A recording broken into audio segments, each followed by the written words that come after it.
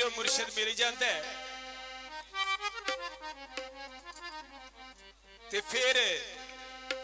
जिस वेले उन्होंने उरस का टाइम आंदा है ते जे कोई राह विच रुकावट भी आवे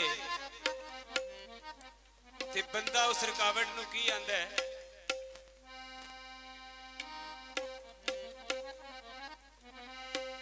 ओ नदिए शोर ना करी ओ नदिए शोर ना करी ओए ओए असां साहब दी सलामी शाह अली मौला साहब दी सलामी जाना नदिए शोर ना करी